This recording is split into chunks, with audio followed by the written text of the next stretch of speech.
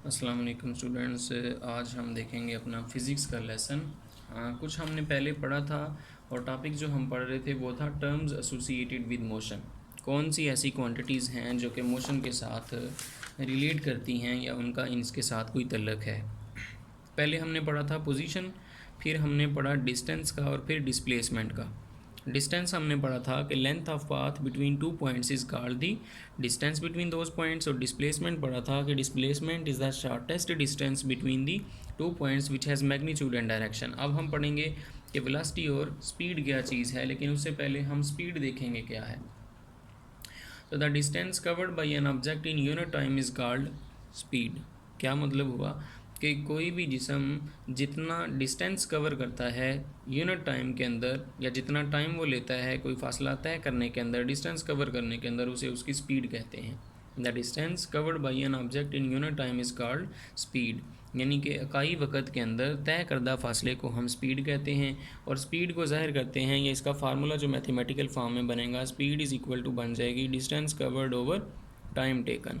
अगर स्पीड जो है वो एक साइड पे रखी जाए, यानी डिस्टेंस को एक साइड पे रख लें, स्पीड दूसरी साइड पे जाके मल्टीप्लाई हो जाएगी, तो डिस्टेंस इज़ इक्वल टू आ जाएगा स्पीड मल्टीप्लाई बाई टाइम के।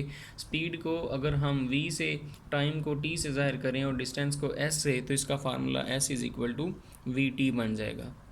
और डिस्टेंस हमने पढ़ा था कि एक स्केलर क्वांटिटी है। अब स्केलर क्वांटिटी से आपको पता होना चाहिए कि ये एक ऐसी क्वांटिटी है जिसको ज़ाहिर करने के लिए हमें सिर्फ मैग्नीट्यूड दरकार है, उसकी डायरेक्शन की ज़रूरत नहीं है। तो क्योंकि डिस्टेंस एक स्केलर क्वांटिटी थी, इसलिए स्पीड जो है वो भी एक स्केलर क्वांटिटी है, जबकि इसका ऐसा यूनिट जो बनता है वो मीटर पर सेकंड बनता है। यानी अगर यहाँ से आप देखें तो स्पीड इज़ इक्वल टू आता है डिस्टेंस, और यानी उसका डिस्टेंस का यूनिट जो है वो लेंथ है, लेंथ का मीटर होती है, इसलिए मीटर ओवर टाइम टेकन में सेकंड टाइम का जो है वो बन जाएगा, तो मीटर पर सेकंड इसका ऐसा ही यूनिट बन जाएगा।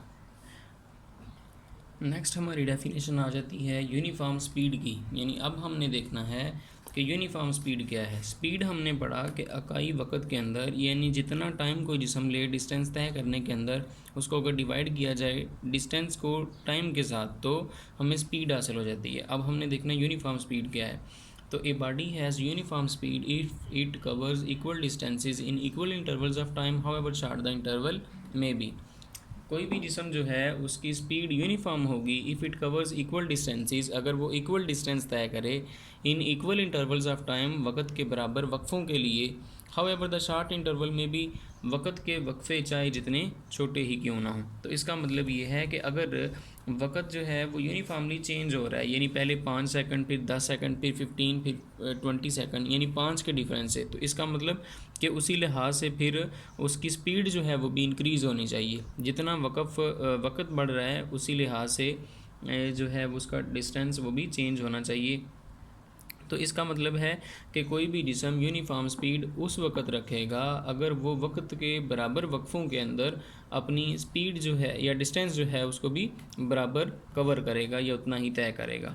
तो आज की डायरी हमारी ये है जी। आज हमने कुछ तो पिछला रिवाइज़ करना है क्योंकि ईद की छुट्टियां थी, तो यकीनन उसमें सब भूल चुका होगा।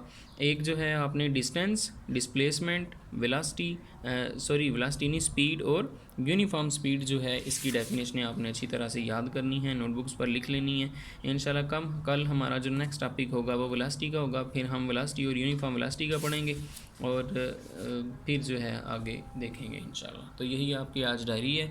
आपने पिछला काम रिवाइज़ करना है और स्पीड और यूनिफॉर्म स्पीड की डेफिनेशंस याद भी करनी है और नोटबुक्स पर लिखनी है ताकि अच्छी तरह से इसकी प्रैक्टिस हो जाए। ओके, अल्लाह हाफिज़।